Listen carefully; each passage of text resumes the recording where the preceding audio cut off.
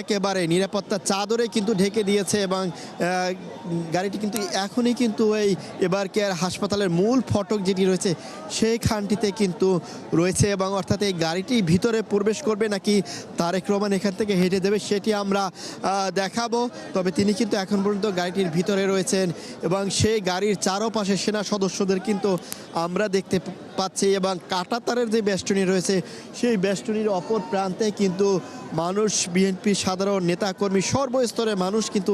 এখানে রয়েছেন এবং এই গাড়িটির সাথে বিএনপির অগণিত কিন্তু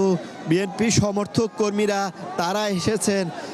অর্থাৎ আমরা দেখতে পাচ্ছি যে গাড়ি থেকে কিন্তু আমরা অনেককেই নেমে যেতে দেখতে পাচ্ছি এবং তারেক রহমানকে বহন করে সেই গাড়িটি মূল ফটকের সামনে রয়েছে গাড়ির ভিতরে। অর্থাৎ তারেক রহমান কিন্তু পায়ে হেঁটে কিন্তু গেট থেকে কিন্তু এবার কেয়ার হাসপাতালের দিকে যাচ্ছে। আমি আমার সহকর্মীকে বলবো যে যতটুকু দেখানো সম্ভব তিনি কিন্তু গাড়ি থেকে নেমে অর্থাৎ ফটক থেকেই কিন্তু সেই কড়া নিরাপত্তার মধ্যেও কিন্তু তিনি নেমে গেছেন এবং এই মুহূর্তে কিন্তু তিনি ভিতরে প্রবেশ করছেন এবং বাইরে যে বিএনপির অগণিত উৎসুক কর্মী যারা রয়েছেন তারা কিন্তু এখানে তার অপেক্ষায় ছিলেন, তারা তাকে এক নজর দেখতে পেয়েছেন। অর্থাৎ এতক্ষণ কিন্তু তারেক রহমান গাড়িতে ছিলেন, অর্থাৎ গেটের সামনে এসে সেই গাড়ি থেকে নেমে কিন্তু তিনি পায়ে হেঁটে এবার কেয়ার হাসপাতালের ভিতরে ইতিমধ্যে কিন্তু প্রবেশ করেছেন। এবার কেয়ার হাসপাতালের ভিতরে কিন্তু তিনি চলে গিয়েছেন। অর্থাৎ সেই যে তার কাঙ্ক্ষিত স্বপ্ন, অপেক্ষা, তার অসুস্থ মায়ের কাছে একজন সন্তান হিসাবে তিনি যাচ্ছেন। তিনি বিএনপির নেতা হিসেবে নয়, তিনি একজন সন্তান হিসেবে কিন্তু এই এবার কেয়ার হাসপাতালের ভিতরে ইতিমধ্যে প্রবেশ করেছেন এবং তার মাকে কাছ থেকে দেখবেন। তার যে সেই দীর্ঘ অপেক্ষা, অর্থাৎ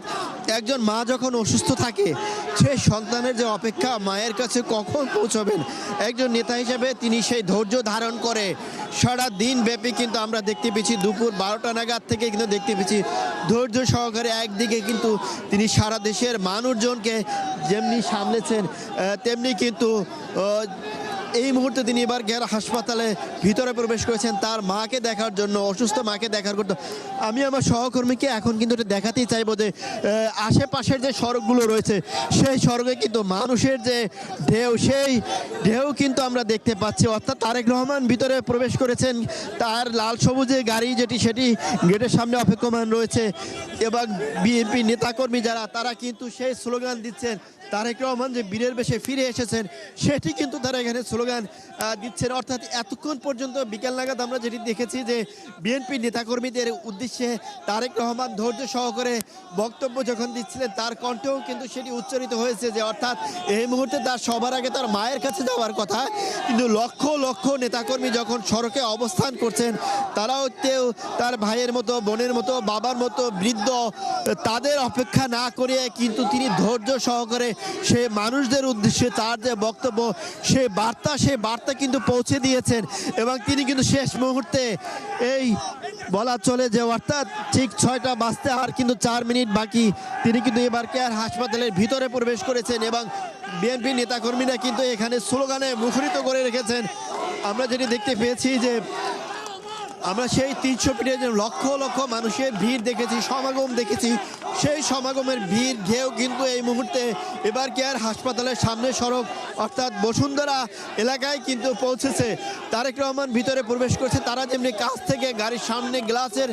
অপর প্রান্ত থেকে তারেক রহমানকে দেখেছেন। সেই গাড়ি যে লাল সবুজের গাড়ি যেটি রয়েছে বুলেট প্রুফ গাড়ি, সেই গাড়িতে যেই স্লোগান রয়েছে সবার আগে বাংলাদেশ লেখা সমৃদ্ধ সেই গাড়িটিতে তারেক রহমানের ছবি, জিয়াউর রহমানের ছবি এবং খালেদা জিয়ার ছবি কিন্তু এই গাড়িটিতে রয়েছে এবং সেই গাড়িতে করে তিনি এসে কিন্তু সেই গাড়ি সহ ভিতরে প্রবেশ করেননি। অর্থাৎ গাড়ির সামনে এসে কিন্তু তিনি গাড়ির ভিতরে অন্যান্য নেতাকর্মী যারা ছিলেন সবাই কিন্তু পায়ে হেঁটে ভিতরে প্রবেশ করেছেন। হয়তো ইতিমধ্যে তিনি তার অসুস্থ মায়ের কাছে পৌঁছে গেছেন, তার মাকে কাছ থেকে দেখছেন। একজন সন্তান হিসেবে তার মাকে দেখার যে তার আকুতি সেটি কিন্তু যখন তিনি সিসিইউতে ছিলেন তখনই কিন্তু তিনি তার ভেরিফাইড ফেসবুক পোস্টে জানিয়েছিলেন এবং তিনি আশঙ্কা প্রকাশ করে বলেছিলেন যে তিনি চাইলেই সেই সময়টিতে বাংলাদেশে কিন্তু আসতে পারেন। এই আজকে কিন্তু সেই বৃহস্পতিবার ঐতিহাসিক তার 17 বছর পরে তিনি যে প্রত্যাবর্তন করলেন